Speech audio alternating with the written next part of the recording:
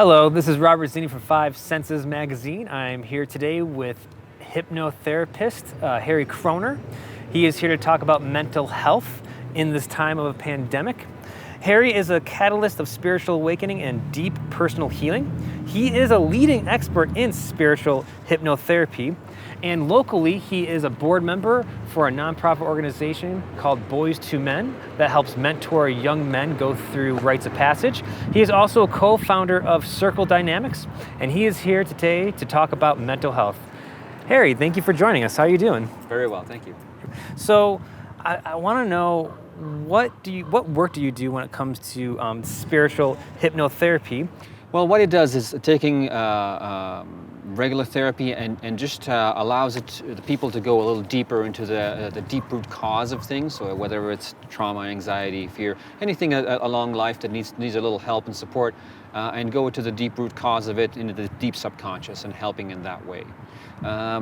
The spiritual aspect of it just applies those same principles into a deeper, more like your life purpose, your mission, what is you going to do that you want to do, and how to self-actualize in the highest way. Nice, okay. So you work with clients on a therapeutic level, Yeah. right? So what have you noticed with your clients, or how people are dealing with being in isolation, or how has the pandemic have impacted their mental health? Well, it is a problem with people who have already been suffering from some mental health, from anxiety, from depression. Being isolated or being in this kind of situation, it just magnifies the effects of anything that happened. And I think even regular, normal people have experienced any kind of emotion. It just magnifies it, becomes bigger and greater, and it's harder to ignore or avoid those feelings and emotions. So I think what's important to know, and I like this metaphor of, we are not really in the same boat here. We're more like we're different boats on different boats in the same storm, because everybody has a different experience as goes along with COVID. Some people have continued to work just online, or continue to work because they're essential, and life has not changed that much. Some people have changed completely. Some people lost their job. So we're all in different aspects, different parts, and different effects of this pandemic that we're experiencing. And the important thing is to know how to help ourselves and develop a better idea of how we can move on. What I think is very different now is that what we used to kind of just life, the busyness of life, helps us, most people, avoid dealing with a lot of the emotions. But now, as a situation has changed, slow down, it's the magnification of it makes it very challenging, and we can't ignore it anymore. So it's important to try and really address those emotions, and not actually try and avoid it, and really take care of ourselves in this way, and do a lot more self-care, a lot more understanding of, like, okay, I really feel that this is happening, this is affecting me, I'm feeling depressed, I'm feeling unhappy. So taking that moment and they're like, okay, why am I feeling this way? So, because we all have a general, some needs that have now changed, or of just, again, being more accentuated of things that are missing. So if we are feeling more isolated, that is something that is, okay, what is my need here? What is it I really need? Do I need connection? Because And another thing that I really don't like is the word social distancing, which is, I think, a mistaken. Somebody did that, and it made a mistake, and it stuck. But it's more physical distancing that we need to focus on, not social distancing. Because socially, we actually can get even closer and connect more deeply with another, as we connect with people we don't usually do, or family members that we can talk longer on the phone if we have a little more time, and dedicate more attention to them, and actually have more authentic conversations than just the surface conversation out of our busyness, but take the time to actually go deeper with each other. Why do you feel people aren't equipped to handle either silence or alone time during these times? Yeah, because it is tough, because people are used to structure. Their life is structured out of work, school, and different things. And yes, I have two teenagers at home. It's easy to see how they suddenly lost the direction, because they don't have that thing to wake up in the morning. So it is tough to lose that stable, structured life, and suddenly we have to choose And this is where we have to, I think I myself experienced that suddenly we kind of drift in this feeling and the oscillations of feeling fantastic and feeling not great one day, and like, wow, I still have to function, I still have to do things. So developing some routines for yourself. And I think what's different now is our ability to make an intentional choice. To really, okay, how do I want my day to be? How do I want to be? How do I want to live? What do I want to eat? And paying more attention to how we live, and shifting that from I'm just a driftwood here of life, and if you're like, okay, where do I want to go? Where do I want to take my boat? Where do I want to move towards? And not just be aimless. So I think and especially in youngsters, for example, and teenagers have the hardest time because they don't have those faculties fully developed yet. So for them, it's harder. They need a little more support in that area and environment of suddenly they're alone, suddenly they have no structure. Again, it's just attention to their needs and in moving towards a better life, and again, living more intentionally and choosing, okay, I want to feel better, I want to move things, what will help me? And understand, again, I think everybody needs to go and understand what is the need that they have that is not met right now, and take some time for self-reflection. And that's something, as you said, that people are not used to it. To take some time for self-reflection but I think this is a golden opportunity to really move forward in your own personal growth and understanding, wow, these emotions come up with me a lot. Where do they come from? What do I need to address? I want to move and heal myself, just be better version of myself. Taking the time during this pandemic to do some inner work could really heal a lot of people, and I guess getting to know each other in your own body, right? That's right. You guys know yourself. It is difficult though, because again, I sensed in people around me and my clients and myself too, sometimes you sink into really, really deep lows, and in that space it's very hard to do that work, but it's important to address and be gentle with yourself. So we touched on a lot of different ideas about normalcy and routines. So what if somebody is like that driftwood that you're talking about?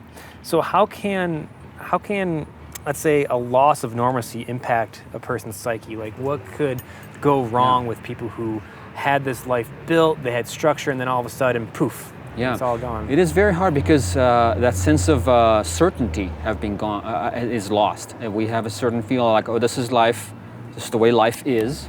We have a certain expectation of how we want to move within this world. Suddenly this world is shattered, and suddenly there is that fear of the unknown, which is really a big aspect of what's happening now.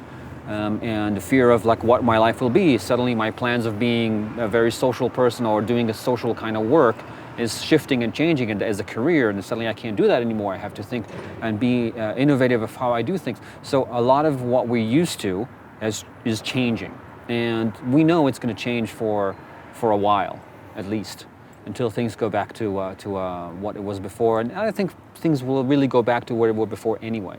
So it is a process of really getting to moving beyond those fears and understanding, okay, this is just a fear. How can I respond to it in a way that is more constructive, and not just getting lost in the fear and lost in the uncertainty and like, oh my God, my world is changing, I don't know what to do. And it's like, okay, it's changing. Right. Now what? Exactly, now what? Now what? And now what? Now how can I adapt? And how can I change and shift? My plans, my desires, my future, the way of my income, the way of my job. I mean, maybe everything is changed, and that's okay. That's okay. What we see now very clearly is that we're not going to go into a Mad Max world very quickly. Well, at least not yet. And that life is generally okay, and we can just adapt and change. And one thing I see that is interesting, a phenomenon that I can see that locally here and in general, is that seeing how amazing people are in their response to it, how much people are volunteering to do the food distribution in the high schools and all across the area. I don't know if people know that there's free meals that are given away in the high school every day around lunchtime. to feed teenagers, to feed people. There's no questions. It's been done. I know it's been done in all the area, in Chino Valley, Prescott Valley. So there's a lot of goodwill and a lot of heart that goes out as well. We don't only need to see the bad that happened or the disruption in life, which is there's a lot of disruption, but see how people adapt and how people give and donate and love and support each other in the best of ways. So it's also a matter of focus. Right, because if you focus on the positive, you're right. The people in our community have been stepping up and donating food, or think about the grocery workers and the local businesses that are changing their plans to do more takeout and pickup. So I think that's beautiful. And it's a feeling of safety, because a lot of feeling of safety has been shattered lately as because of all that's happening. Safety of income, safety of life, safety of everything. So when you start focusing on that, you start seeing that there's safety, that you can do, just adapt your routines and the way you interact with people, and it's okay. It's still safety, and life can continue on. I have your book called Freedom from Anxiety, A Deeper Approach to Healing. And so we talked a little bit about fear and anxiety, and if there's any strategies from your book, or how can some people get away from that fear or anxiety? I think it's hard, because when we are in isolation and separation from our support, it's important to reach out. I think that's really most important, to reach out to those people that you can have a conversation, to gain some perspective and gain some just the emotional support you need, and so it's really important to do that and reach out for professionals. Just because we can't see them in person, I mean, a lot of my clients have moved to online to work with Zoom on me, but a lot of them haven't, and I know they're struggling. But so adapt, move on, have a phone call, do it on phone, work with therapists and professionals to go. It needs to continue and not just be dropped because you can't see them in person. This is just, again, adapting the mentality and to talk, and a deep conversation and healing and strategies can come over the phone and over the Zoom and just as well. So I first of all reach out to professionals, reach out to your support as in your community, friends, family. Be a support to others as well. That makes you feel really good. Even if you're not feeling great, to be of support of others makes you feel that joy of helping others, and makes you feel good. And there's the strategies of like knowing, okay, this is temporary. This is not going to be permanent. This is not the way life is from now on. And I recommend people to see what works for them. Basic exercise and exercise. Luckily enough, we're in Arizona. You can go outside. You can go to the outdoors. Mm-hmm. You were just telling me about going to the Mogollon Ream and going to trails. And as long as you do it safely, do the physical distancing that's needed. Go outdoors. Have some walk out in nature. It's very helpful. Do some meditation. I highly support that, and you can go on my website and have some meditations on for free. And there's plenty of it free on YouTube. That will really help shift that mindset from the locked mindset of fear and anxiety and isolation to feeling to opening up and moving away from it. Well, Harry, I just want to say thank you for taking your time and joining us here on a beautiful day at the Square. For more information about Harry's work, you can go to harrykroner.com, where you can pick up Freedom from Anxiety, A Deeper Approach to Healing. And for more information about 5enses, you can go to 5ensesmag.com, like us on Facebook, Twitter, and Instagram for